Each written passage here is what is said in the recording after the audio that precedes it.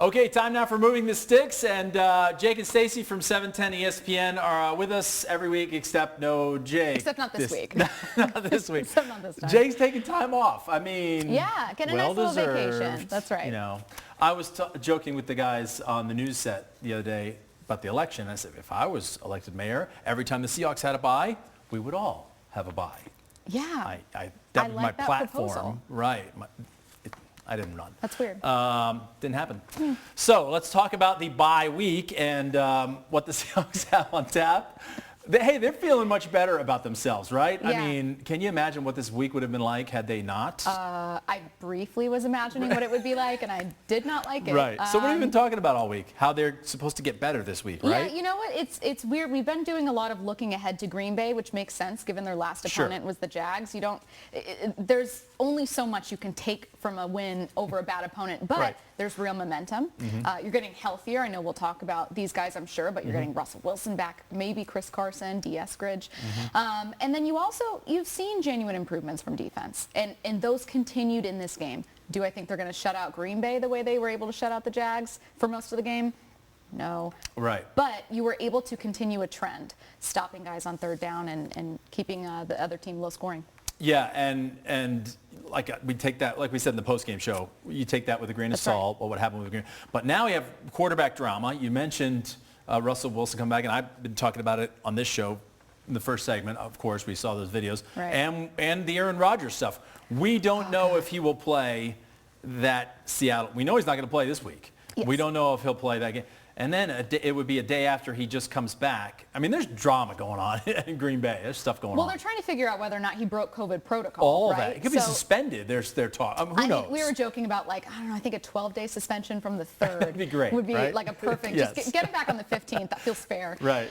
No, he's eligible to return literally the day before that November 14th game. But Matt LaFleur, who's their coach, said he's pretty confident that no protocols were broken in like a football landscape. So TBD if he'll be suspended. I'm kind of anticipating he'll play, unfortunately, when the Seahawks face him. But there's always a chance. Yeah, I mean, and will he, after 10 days without his team, you never know how it'll affect them, right?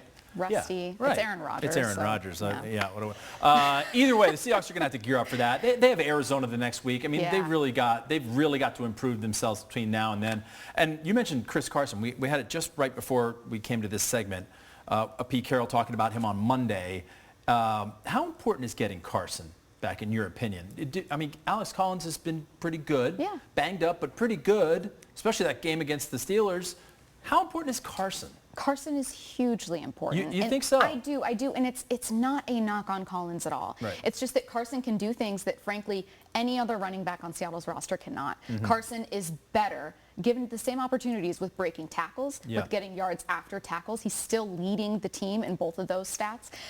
And for the type of run scheme, the type of run game that Pete Carroll likes, Carson is the ideal running back for him. They don't have to, I mean, they're not the best with screens. We've talked about it before. The timing's always a little bit off, and it never works out. They can't defend screens either. Yeah, and you don't need to lean as much on disguising things when you've got a guy that can, at times, just bowl people over. It's what Tennessee's done with Derrick Henry. Sure. I'm not saying Carson's Derrick Henry. What I'm saying is, for the type of offense Seattle loves and Pete Carroll loves, Carson's it. It's their identity, too. Yeah. Yeah. Well, you've convinced me, because I thought, if he doesn't come back, Alex Collins... But you've convinced me. So that's what we bring you on this show to do. Okay, if you could pick an area of this team that you would want to improve dramatically during this bye week, what would it be? And it can be any. It doesn't have to be a personnel group. It can be any aspect of the team. You're going to be surprised by my answer, I think. I've been talking about the pass rush weeks 1 through literally and that would be a an hour perfect ago. example of something. I'm instead going run game. Really? I am. So I think, get Carson back and improve the running. To get Carson back, or just do whatever you can to keep that going. I know that many people believe passing is just a more efficient type of offense. They have better passing weapons, quite honestly.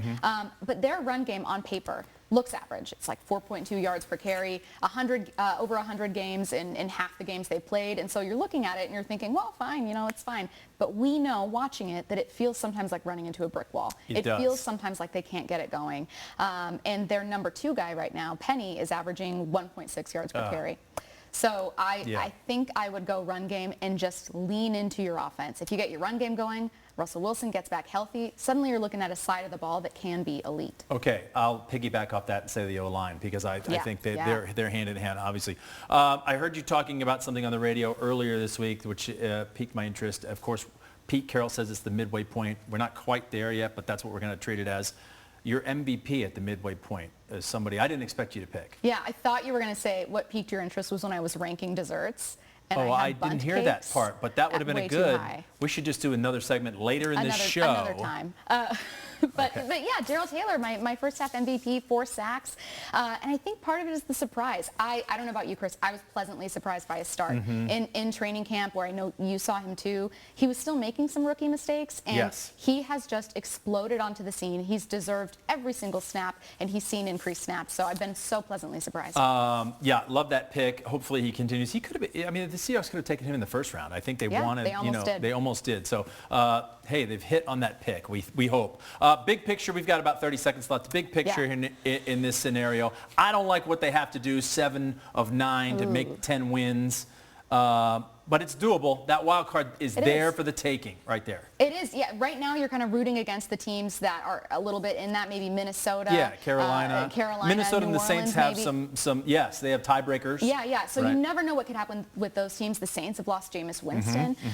So you're in that spot where you kind of need some other stuff to go your way, but it is always possible. It happens every year.